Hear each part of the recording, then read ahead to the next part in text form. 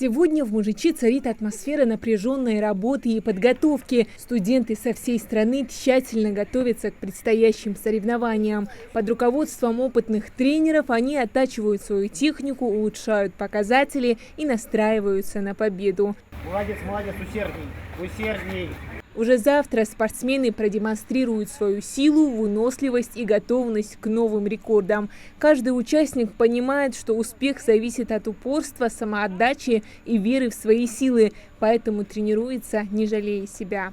Набегали большие дистанции, готовились к плаванию, также наплывали, учились делать старты, учили наших ребят, которые не очень хорошо умеют плавать, готовили их по технике, по форме, по скорости, для того, чтобы показать достойные результаты. Всероссийский фестиваль ГТО – это не просто соревнование. Это пропаганда здорового образа жизни, популяризация физической культуры и, конечно же, возможность проверить свои силы. Цели участников фестиваля не ограничиваются одержанием победы. Цели у нас выступить, не заболеть. И самая главная цель, которую я ставлю перед ребятами, потому что у них разная физическая подготовка, это прежде всего победить самих себя, то есть улучшить свои результаты. Участники фестиваля – 300 лучших студентов из 40 регионов России. Это молодые люди, объединенные общей страстью к спорту и стремлением к здоровому образу жизни. Иван Мальков занимается спортом с раннего детства, пробовал себя в разных категориях и в итоге пришел к многоборью. Считает, что ГТО – это отличная возможность показать свои навыки и завести новые знакомства. Хочу, конечно же, победить, познакомиться с ребятами, найти новые связи, друзей. Конечно же, это главное участие.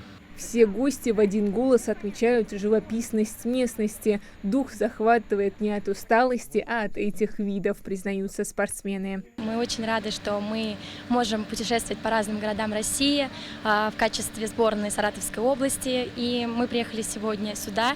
Нам здесь очень нравится, здесь очень красиво. Надеемся, что мы сможем победить. Прям дух Кавказа. Мне очень понравилось. Уже как года два мечтаю здесь оказаться, и вот моя мечта исполнилась. Среди участников и наши земляки. Задачей для себя они ставят не только достойно выступить на фестивале, но и продемонстрировать, что Ингушетия – это спортивная республика, где любят и ценят здоровый образ жизни. Для меня самое главное – это представить нашу республику с лучшей стороны. Готовились мы долго. Я и вся команда прилагали на эти все усилия. Надеемся на лучший результат.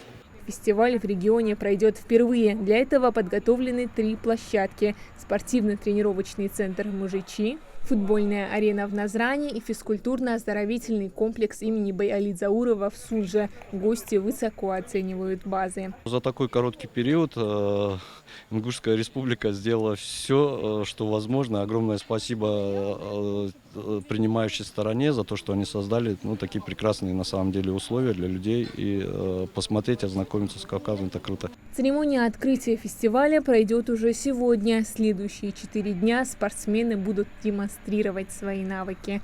Хадиджа Ивлоева, Мухаммад Яндиев, Магаз 24.